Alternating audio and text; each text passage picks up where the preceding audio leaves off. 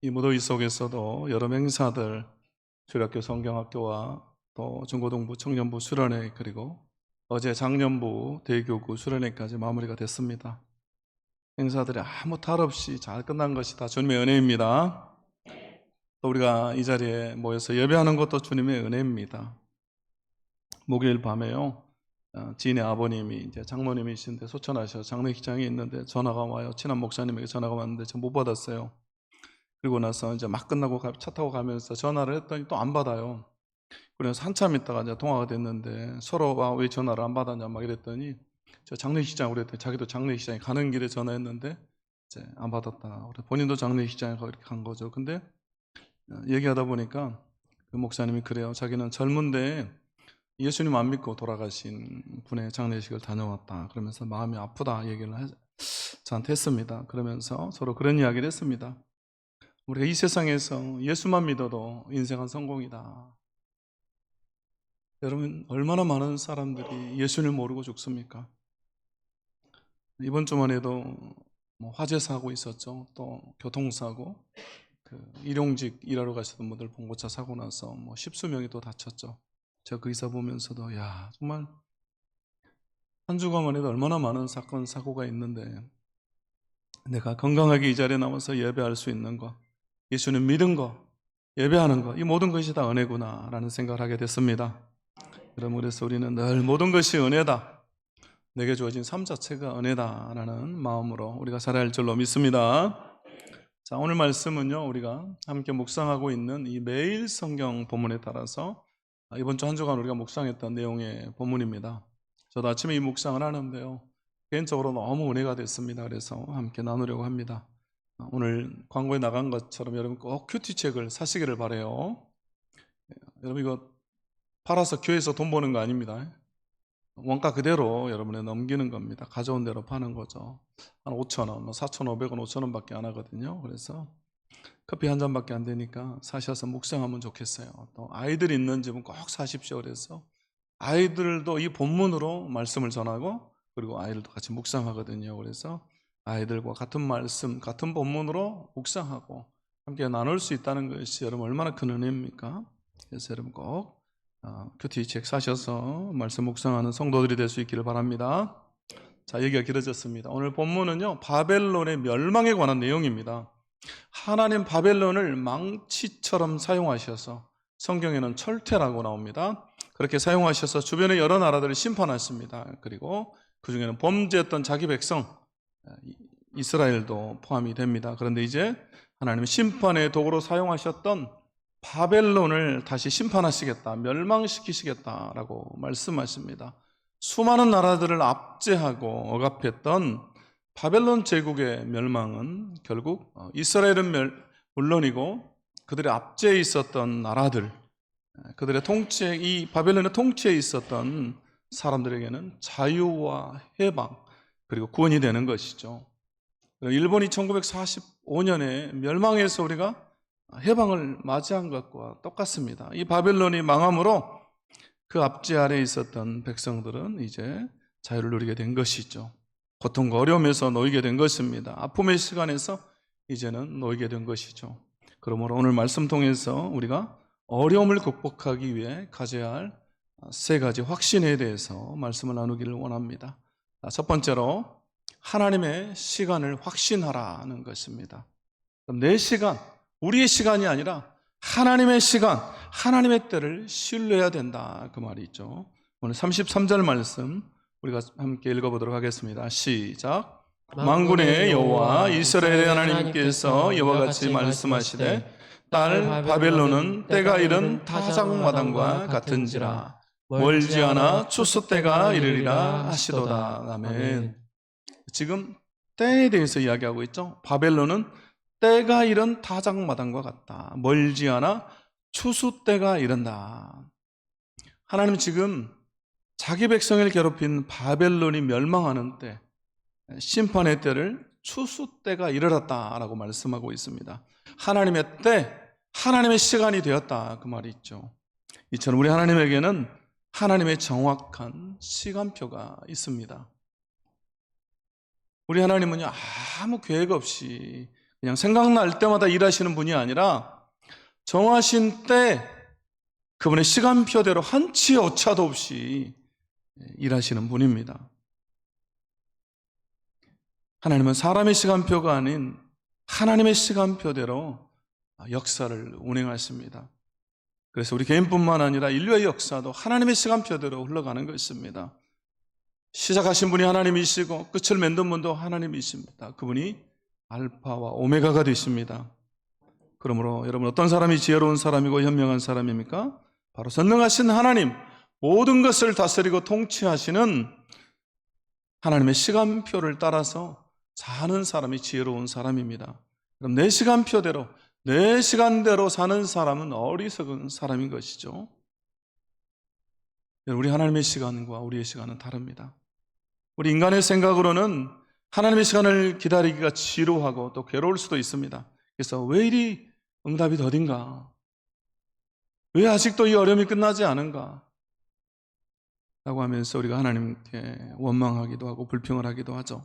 또 우리 인간의 입장에서 하나님의 시간을 판단하려고 하죠. 그러나 하나님의 시간을 기다릴 줄 아는 것이 바로 믿음입니다.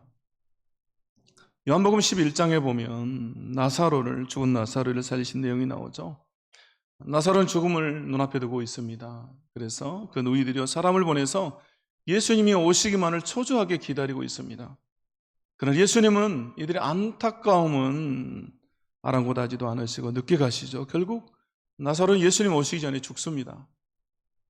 나사로의 누이인 마리아와 마르다 입장에서 보면요, 예수님의 이런 행동은 이해가 되지 않습니다. 예수님이 조금만 더 일찍 오시면 우리 오라버니가 살 텐데, 여러분, 그 시간이 얼마나 고통스럽겠어요. 사랑하는 사람이 죽어가는 그 모습을 곁에서 지켜보는 게 여러분 얼마나 고통스럽겠습니까?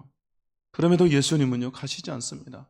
예수님은 당신의 시간표대로 움직이십니다. 그리고 죽은 지 나흘이 되어서야 가시는데요, 그래야 죽은 자를 살릴 수 있는 전능하신 하나님으로 부활이요 생명 되시는 주님을 증거하실 수가 있는 것이죠. 여러분, 결국 믿음은 하나님의 시간에 나의 삶을 맞추는 것이고 그 하나님을 우리가 의탁하는 것입니다. 주님의 사랑을 믿고 그 능력을 믿고 하나님의 시간표대로 기다리면서 우리가 사는 것입니다. 그러므로 우리는 하나님의 시간표를 따라서 살아야 됩니다.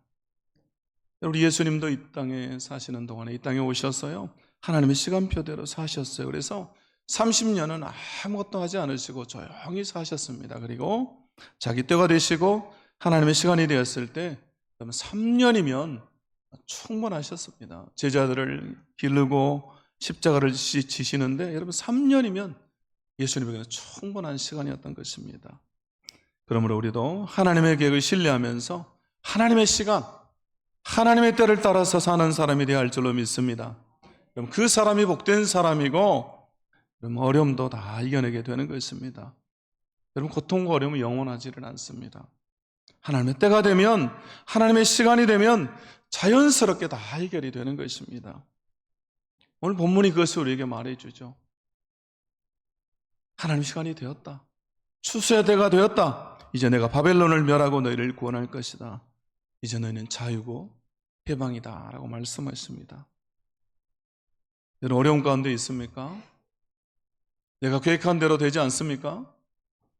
아직도 끝이 보이지는 않습니까? 여러분, 그렇다면 하나님의 시간을 신뢰하시기를 바랍니다. 내 계획을 좀 내려놓고 내 계획, 내 생각, 내 시간표를 좀 내려놓고 하나님의 시간을 우리가 신뢰하자라는 것입니다. 그래서 잠언에서 뭐라고 말씀합니까? 19장 21절에서 사람의 마음에는 많은 계획이 있어도 오직 여호와의 뜻만이 완전히 서리라. 또 잠언 16장 9절에서 사람의 마음으로 자기의 길을 계획할지라도 그의 걸음을 인도하시는 이는 여호와시니라. 결국은 하나님의 계획대로, 하나님의 뜻대로, 그분의 시간표대로 된다라는 것 아니겠습니까? 아무리 내가 발버둥 쳐도 하나님의 시간이 되지 않으면, 하나님이 아직이라고 말씀하시면 아직인 거예요. 그러나 하나님께서 때가 되었다라고 말씀하시면 그럼 때가 된 겁니다. 그래서 우리가 하나님의 시간표대로 살아야 우리 인생은 행복한 것이고 그 사람이 지혜로운 삶을 사는 것입니다. 불행해 보여도 하나님의 시간을 신뢰해야 결국은 그 끝에서 승리자가 되는 것입니다. 루비 캔드릭 선교사님 1907년 9월에 24살의 나이로 조선 땅에 옵니다. 선교사로 오죠. 지금의 개성 송도에서 영어를 가르치면서 아이들을 가로하면서 선교사역을 합니다. 그런데 조선에 온 지 9개월 만에 급성 맹장염으로 쓰러진 후에 하나님의 부르심을 받습니다. 꽃다운 나이에 주님을 위해 선신하기 위해서 수개월간의 태평양을 건너서 배를 타고 왔는데 제대로 사역도 하지 못하고 세상을 떠납니다. 그가 죽기 전에 부모님께 이런 편지를 보냅니다. 저는 이곳에서 작은 씨앗이 되기로 결심했습니다. 하나님의 시간이 되면 조선 땅에는 많은 꽃이 피고 그들도 여러 나라에서 씨앗이 될 것입니다. 저는 이 땅에 저의 심장을 묻겠습니다. 이런 복음의 불모지와 같던 송교지 조선 땅에서 9개월 만에 목숨을 잃었지만요, 그는 하나님의 시간을 신뢰한 것이죠. 그걸 믿은 겁니다. 그래서 여러분, 하나님의 시간이 되면 조선 땅에는 많은 꽃이 피고 그들도 여러 나라에서 씨앗이 될 것입니다. 결국 이 고백대로 되었지 않습니까? 그래서 지금 한국이 이런 미국 다음으로 선교사를 많이 보내는 나라, 이런 복음의 씨앗이 되고 있습니다. 여러분, 엄청난 고백 아니겠습니까? 무려 100년도 전, 120년 전 아니겠습니까? 그때 여러분 하나님의 시간을 신뢰하면서 이런 고백을 한 것입니다. 그리고 양화진에 가면 루비 캔드릭 선교사님의 묘기에 이런 글귀가 있다고 그러죠. 만일 내게 1000개의 생명이 있다면 모두 조선을 위해 바치겠습니다. 제가 한번 이야기한 적이 있는 것 같은데요. 제가 2012년에 혜성교회에서 부교역자로 7년간 사역하고 선교지로 이제 가족과 함께 떠나려고 하는데, 그때 교회 장로님 한 분이 저한테 이런 말씀을 하세요. 목사님 언제 다시 오십니까? 저한테 그렇게 물어봐요. 제가 선교지에 나간 것도 아니고 나갔다가 잠시 들린 것도 아닌데 갑자기 이 질문을 해요. 근데 그분이 이상한 분도 아니고 기도하시고 또 겸손하고 지혜로운 분입니다. 근데 제가 그렇게 묻는 거예요. 그래서 그 질문이요, 너무 의미가 있었습니다. 그래서 또 선교지에 가서도 그 말이 계속 생각이 났습니다. 그래서 제가 기도하게 됐어요. 하나님의 시간, 하나님의 때에 대해서, 하나님이 내 인생을 어떻게 인도하실 것인가에 대해서 기도하게 됐습니다. 저분이 그냥 하는 말은 아닌데 그러면서요. 그리고 기도하면 할수록 어떤 마음을 주시냐면요, 2020년이 되면 내 인생에 새로운 전환점이 올 것이다, 그런 마음을 주세요. 내가 어떻게 할 수 없는 내 인생의 전환점, 그때가 제 나이 이제 45이 되는 때인데요, 인생의 새로운 변화의 시기가 올 것이다, 그런 마음을 계속해서 하나님의 감동으로 주세요. 근데 여러분, 이제 저 개인에게 주신 감동이기 때문에 누구에게 이제 말도 못하고 계속 기도하는데요, 하나님께서 나에게 계속해서 사역을 확대시켜 주시고 더 많은 일을 맡기시는데 그 마음이 사라지질 않아요. 2020년이 되면 내 인생에 전환점이 올 것이다. 그래서 오히려 일은 더 많이 주어지는데 그 감동은 더 강력해져요. 그래서 준비를 해야 되겠다, 그런 생각이 들었습니다. 그래서 2016년에 하나님께서 제게 사역을 맡기시는데 1년밖에 안 됐는데요, 2017년이 됐을 때 준비를 해야 되겠다라는 생각이 들어서 사람을 찾았습니다.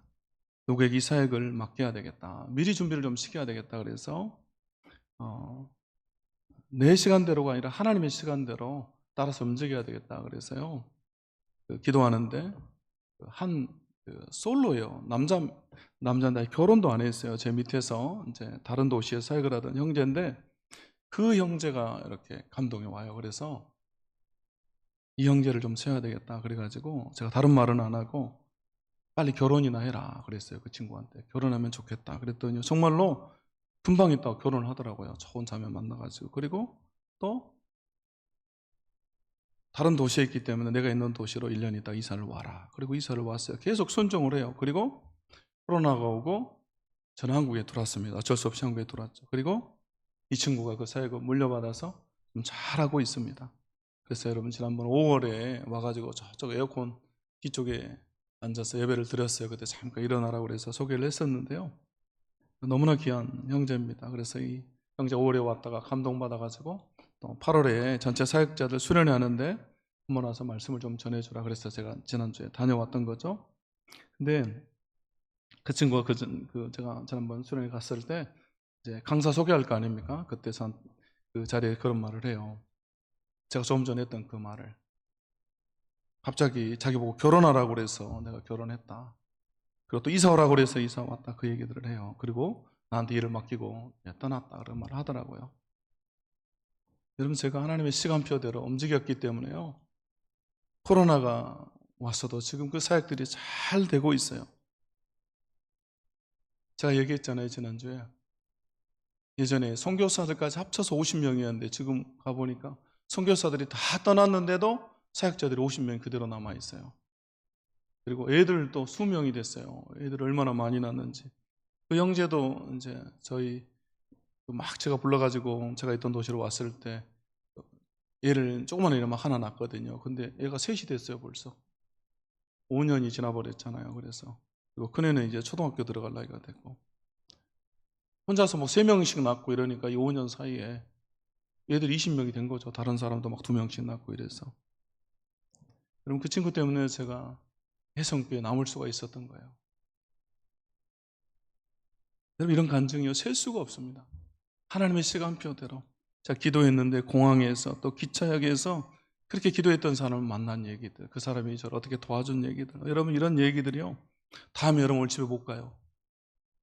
그래서 요거만 할게요. 여러분, 우리가 기도하면서 하나님의 시간표대로, 하나님의 시간대로 우리가 따라 움직여야 할 줄로 믿습니다. 그러면 하나님 우리를 최선으로 인도해 주실 줄로 믿습니다. 두 번째, 어려움을 극복하기 위해서 기도 응답에 대해 확신하라는 것입니다. 여러분, 오늘 34절과 35절의 말씀은요, 하나님을 향한 이스라엘 백성들의 탄원이고 호소입니다. 하나님께 막 이르는 거예요. 그 상황들을 한번 볼까요? 34절과 5절입니다. 바벨론의 느부갓네살 왕이 나를 먹으며 나를 멸하며 나를 빈 그릇이 되게 하며 큰 뱀같이 나를 삼키며 나의 좋은 음식으로 그 배를 채우고 나를 쫓아내었으니. 여러분, 큰 뱀들, 막 비단뱀 이런 게 소 같은 것도 잡아먹어버리잖아요. 사람도 잡아먹고. 근데 이 느부갓네살이 괴물처럼 뱀처럼 우리를 잡아먹어버렸다, 그 말이잖아요. 나를 삼켰습니다. 그리고 좋은 음식으로 배를 채우고 나를 쫓아냈습니다. 그렇게 말해요. 35절에 보니까 내가 받은 폭행과 내 육체에 대한 학대가 바벨론에 돌아가기를 원한다고 시온 주민이 말할 것이요, 내 피 흘린 죄가 갈대아 주민에게로 돌아가기를 원한다고 예루살렘이 말하리라. 지금 한탄하는 겁니다. 내가 받은 폭행, 내가 받은 육체적인 학대, 또 내가 피 흘린 것, 하나님 그대로 바벨론에게 갚아주세요라고 한탄하는 거죠. 자신의 처지를 고백하는 겁니다. 하나님께 송사하는 거예요.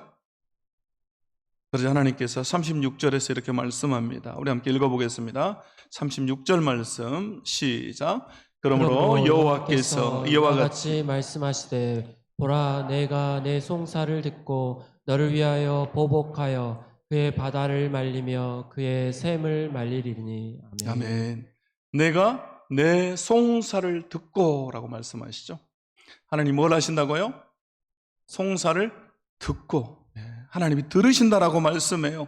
우리의 송사, 우리의 탄원, 우리의 사정, 우리의 간구, 우리의 소원, 우리의 기도를 들으신다라고 말씀합니다. 하나님 우리의 기도를 들으시는 하나님이 있습니다. 오늘 말씀에서 하나님이 자기 백성들의 기도와 그 탄원, 그 호소, 그 송사를 들으시고 보복하시죠.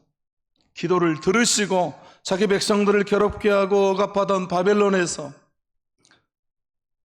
구원하시겠다라고 말씀하십니다. 여러분, 이것은 기도의 결과입니다. 그러므로 여러분, 우리는 하나님께 기도해야 됩니다. 하나님께 부르짖어야 됩니다. 우리가 기도하면, 우리가 부르짖으면 하나님이 들으시고 응답하십니다. 예레미야 33장 3절에서 너는 내게 부르짖으라 내가 내게 응답하겠고, 네가 부르짖으면 내가 응답하실 것이다 라고 말씀해요. 부르짖으라, 기도하랍니다. 하나님이 들으시고 응답하시겠다. 여러분, 이것은 하나님의 약속이 있는 말씀입니다. 여러분, 하나님의 약속이에요. 그렇기 때문에 우리가 부르짖으면 응답이 오는 것입니다. 여러분, 이것이 본질입니다. 기도에는 현상과 본질이 있습니다. 기도의 현상을 보면 늘 기도해도 소용이 없는 것 같습니다. 기도 응답이 잘 되지 않는 것 같아 보여요. 그러나 기도는 반드시 응답된다는 것이 기도의 본질이에요. 하나님 우리 기도를 들으신다는 것이 본질입니다. 그래서 우리는 눈에 보이는 현상을 뛰어넘어서 현상을 보면 기도 응답이 안 되는 것 같지만 하나님께서 이루신다라고 하는, 응답하신다라고 하는 우리가 본질을 보아야 된다라는 것입니다. 여러분, 저는 성도들의 기도 응답의 소식을 이렇게 늘 받잖아요. 지난주하고 이번 주에도 계속해서 몇 분들이 저한테 또 전화하고 또 문자도 주세요. 목사님 기도해 주셔서 감사해요. 응답이 됐습니다. 우리 자녀 시험에 합격했어요. 또 일이 이렇게 됐어요. 하나님 저를 아껴 주셨어요. 기도한 대로 응답이 된 겁니다. 여러분, 기도는 사람이 하는 것입니다. 그러나 기도의 응답은 하나님께서 하시는 것입니다. 그래서 여러분, 우리는 기도하고 실망할 때가 있고 또 포기하고 싶을 때가 있습니다. 원망할 때가 있죠. 그러나 명심할 것은 기도 응답은 하나님께서 하신다는 것입니다. 기도 응답은 사람이 해주는 것이 아니라 하나님이 해주십니다. 그래서 우리가 포기하지 말고 기도해야 되는 것입니다. 낙심하지 말고 기도해야 되는 것입니다. 하나님은 사랑하는 자녀들의 기도에 귀 기울이고 응답하십니다. 그래서 여러분, 시편 34편 15절에 이렇게 나옵니다. 우리 함께 읽겠습니다. 시작. 여호와의 눈은 의인을 향하시고 그의 귀는 그들의 부르짖음에 기울이시는도다. 아멘. 여러분, 예수 믿는 우리가 의인이잖아요. 우리가 자녀고 또 의인입니다. 그래서 오늘 말씀 보십시오.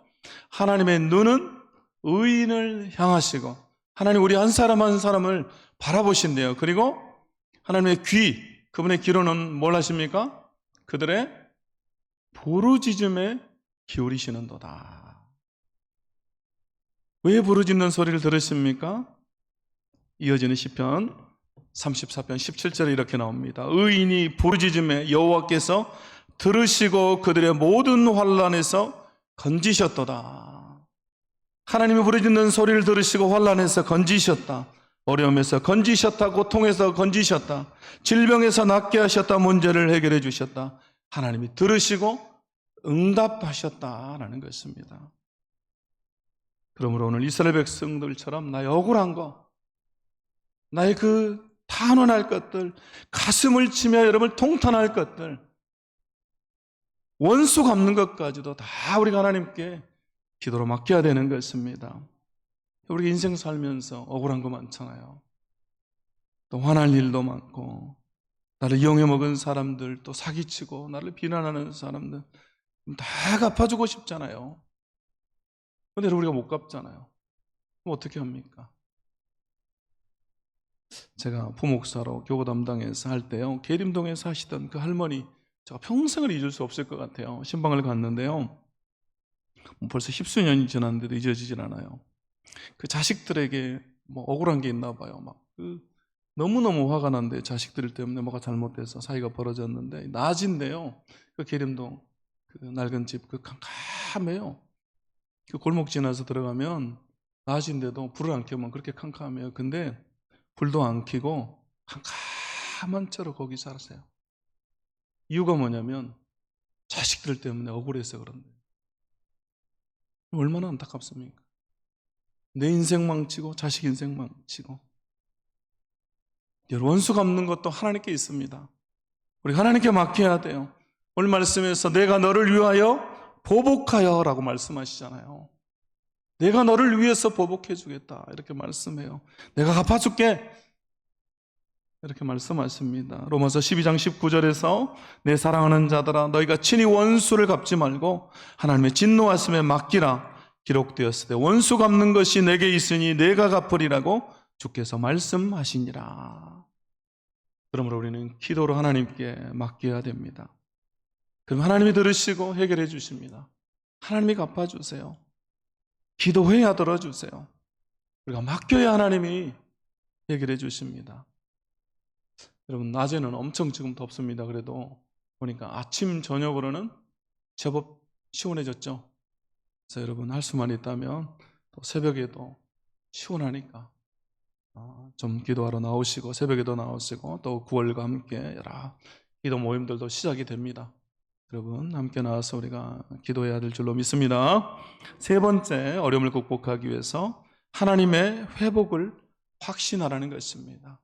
자, 오늘 44절에 이렇게 말씀하십니다. 우리 함께 읽도록 하겠습니다. 시작. 내가 배를 바벨론에서 벌하고 그가 삼킨 것을 그의 입에서 끌어내리니 민족들이 다시는 그들에게로 몰려가지 아니하겠고 바벨론 성벽은 무너졌도다. 아멘. 자, 내가 벨을 바벨론에서 벌한다라고 말씀하시죠. 이 벨은요, 바벨론이 섬기던 신 마루둑을 말합니다. 우상을 말하죠. 결국 우상을 벌하겠다라는 말은 바벨론을 멸한다, 그 말이 있죠. 그리고 그가 삼킨 것을 그 입에서 끌어내겠다, 이렇게 말해요.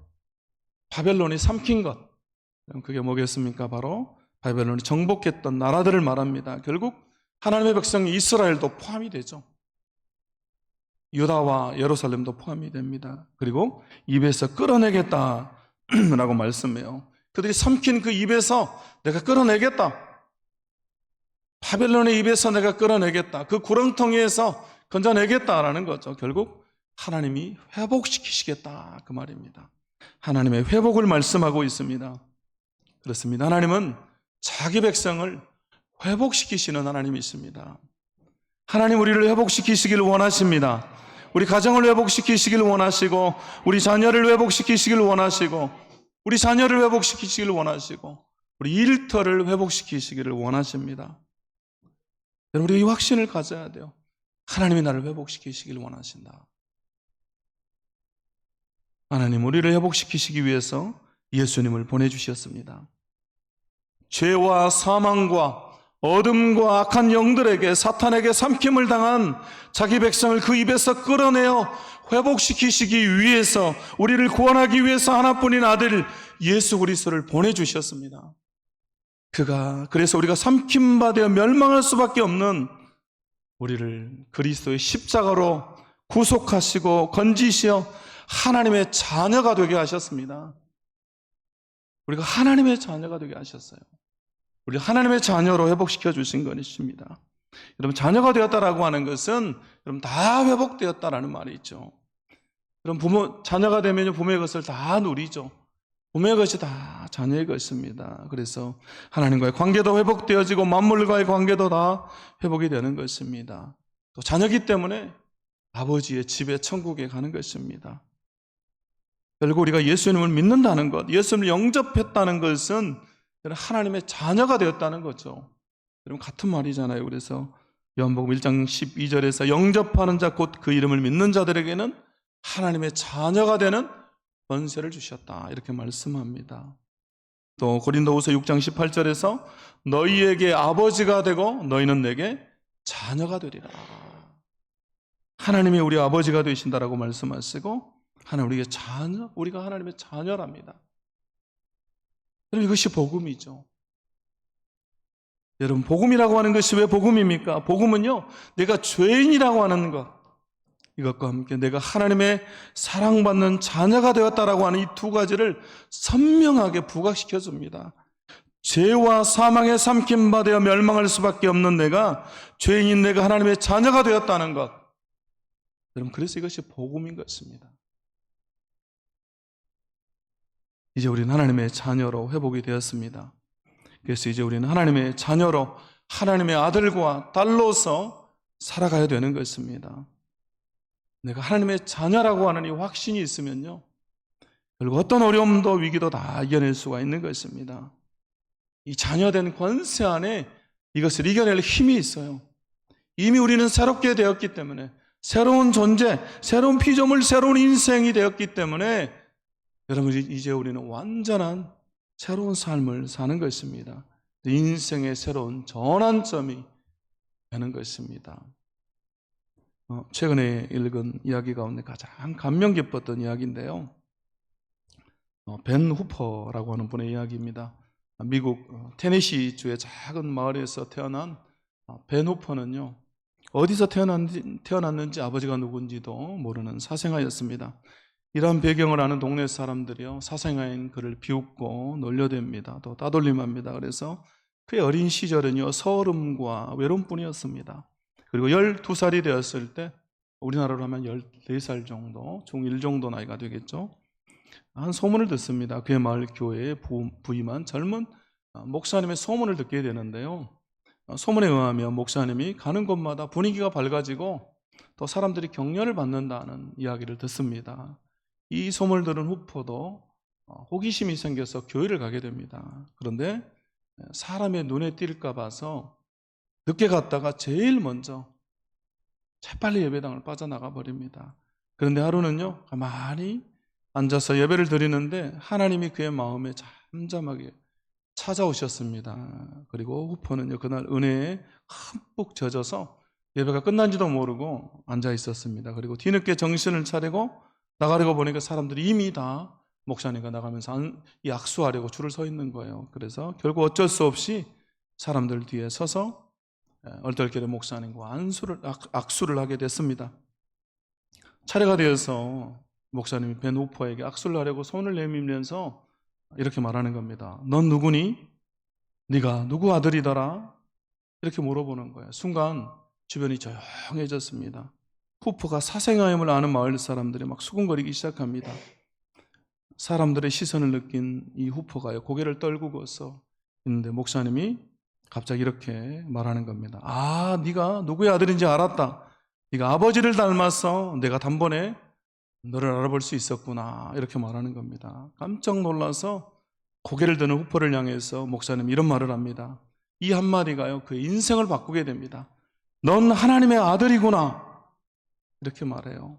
평생을 어딘가에 소속되어 본 적도, 누군가의 아들로 살아본 적도 없고 항상 혼자라고 느꼈던 이 벤 후퍼에게 이 말이요, 망치로 머리를 맞는 것 같은 큰 충격으로 다가옵니다.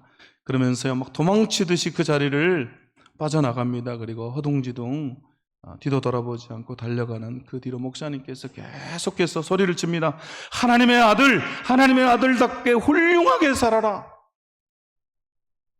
처음으로 내가 누구인가에 대한 이야기를 듣게 된 후퍼는요, 난 하나님의 아들이구나, 난 혼자가 아니구나 라고 하는 자부심을 느끼게 되고요, 그의 삶의 변화가 나타나기 시작합니다. 그리고 훗날 미국 테네시주 주지사가 됩니다. 그리고 좋은 믿음의 자매를 만나서 아름다운 믿음의 명문 가문을 이루게 됩니다. 그가 자서전에서 이런 말을 남겼습니다. 목사님으로부터 넌 하나님의 아들이야, 하나님의 아들답게 살아.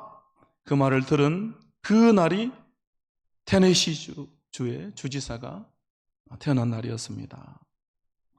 자기가 누구의 아들인지, 누구를 닮았는지 깨달았을 때 비로소 삶의 인생이 달라지고 변화된 것입니다. 이런 마찬가지입니다. 우리가 하나님의 아들이고 하나님의 딸이라고 하는 사실, 이 사실을 알고 우리가 하나님의 자녀답게 살아갈 때 우리 인생도 놀라운 변화가 일어나는 것입니다. 우리 인생의 전환점이 되는 거예요. 세상의 어려움도 위기도 다 이겨낼 수가 있는 것입니다. 그러므로 우리가 다시 한번 하나님의 자녀로 회복되었다라고 하는 이 사실, 내가 하나님의 아들이고 딸이라고 하는 이 사실을 우리가 기억하면서 살아야 할 줄로 믿습니다. 이제 말씀 마치겠습니다. 세 가지로 말씀드렸습니다. 우리가 어려움을 극복하기 위해서 세 가지 확신을 가져야 되는데, 첫 번째, 하나님의 시간을 확신하라. 두 번째, 기도에 대해, 기도 응답에 대해 확신하라. 세 번째, 하나님의 회복을 확신하라. 우리 함께 말씀 기억하면서, 시간이 좀 늦었지만요, 우리 함께 주님이 일하십니다 라고 우리 함께 고백하며 찬양하겠습니다.